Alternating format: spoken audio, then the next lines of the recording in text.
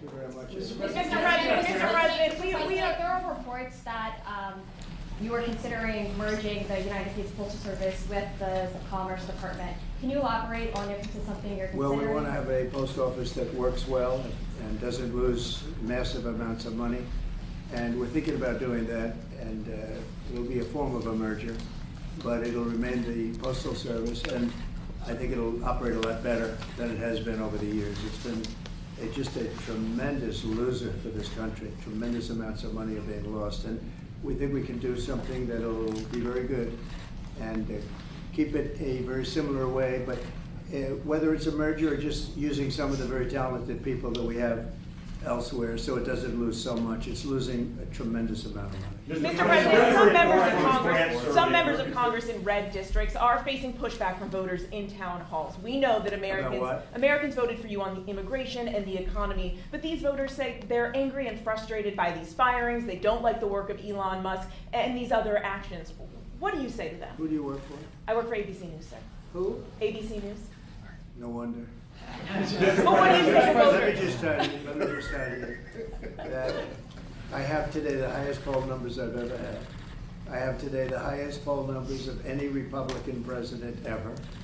We haven't even checked the Democrats, but that's what I was just told.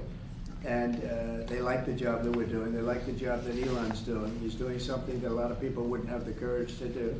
We want to streamline our country. We want to streamline, because you know why? Because we want our country to survive and thrive. And we're finding billions and billions of dollars of waste, fraud, and abuse. Billions, and I mean numbers like you wouldn't believe, and we haven't even started yet. So it's actually just the opposite. We've polled it, and people are thrilled. They can't even believe it's happening. And it won't affect many people. It'll only affect the people that get caught stealing.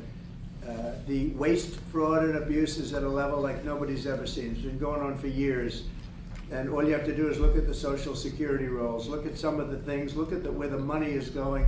The Attorney General's looking into something, environmental protection, $20 billion. And it's out and out fraud. So I think the people are very happy. Yes. Mr. President, I want to ask you about this week, the Secretary spent 4 hours with the European Union trade representative. The European Union has signaled that they would lower tariffs and do a trade deal with the United States. Yeah, the European Union wants to come back. They've treated us very bad. In fact, we were paying a fortune to tariffs. We couldn't sell a car there. We couldn't sell our farm products there. They wouldn't take anything. Now all of a sudden they're being very nice, and that's going to happen with a lot of others too. The European Union is wanting to lower its barriers at very low levels. They want to now bring their car number, which was extremely high, down to 2.5%, which is the same thing that we charge. That's reciprocal. See, that's what is happening, reciprocal. And I think it's a big start in the right direction with the European Union. Mr. President, you called President Zelensky of Ukraine a dictator. Do you think that President Putin of Russia is also a dictator? I think that President Putin and President Zelensky are going to have to get together, because you know what? We want to stop killing millions of people. You have young soldiers being killed. If you saw the pictures that I saw of the battlefield from satellite, you've never seen any pictures like that. Soldiers are being killed by the thousands a week, thousands of soldiers a week. As we speak, they're being killed. That's why I want to see a ceasefire, and I want to get the deal done. I think we have a chance to get the deal done. I had to make sure that Russia wanted to do it. It's a war that would have never happened if I was president, but it did happen. So I got stuck with it, and I want to stop people from being killed. You know, it doesn't affect the United States very much. It's on the other side of the ocean. It does affect Europe, and we've put in 3 times more money. We're in for 300 billion, they're in for 100 billion. And you know, Europe is also doing it in the form of a loan. Biden just gave them money. There was no loan, there was no security, there was no anything. So we're going to either sign a deal, or there's going to be a lot of problems with them. So we're going to sign a deal to get security, because we have to do that. We're spending our treasure. They're spending their blood. They are. And they're very brave in every way you can imagine.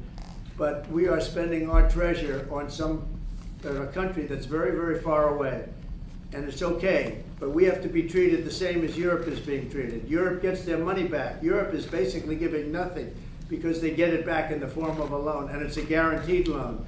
We don't get our money back, and we're losing, I mean, we don't want to do that anymore. So we're signing an agreement, hopefully in the next fairly short period of time, that will assure us that we'll get $400 or $500 billion back. We're there for $300 billion. Now, one other thing, Europe is at 100, we're at 300. We think it has to equalize. In other words, they have to come up with more money because it has a big effect in Europe. It doesn't have much of an effect on us because we have a big, beautiful ocean in between. But it does affect, and Biden should have never gotten us into this mess. We had an incompetent president who got us into a mess, but we're going to get you out of it. The same thing in the Middle East. We're going to have some good news in the Middle East. What happened yesterday, the sight of those babies was not acceptable to anybody. Nobody's seen anything like it. Mr. President, are you going to Moscow? There's a report out of France that you're going to Moscow on May 9th. No.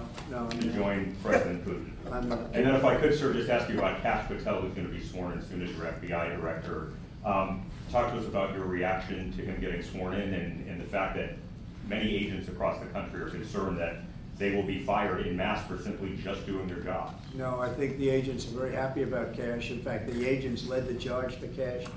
One of the reasons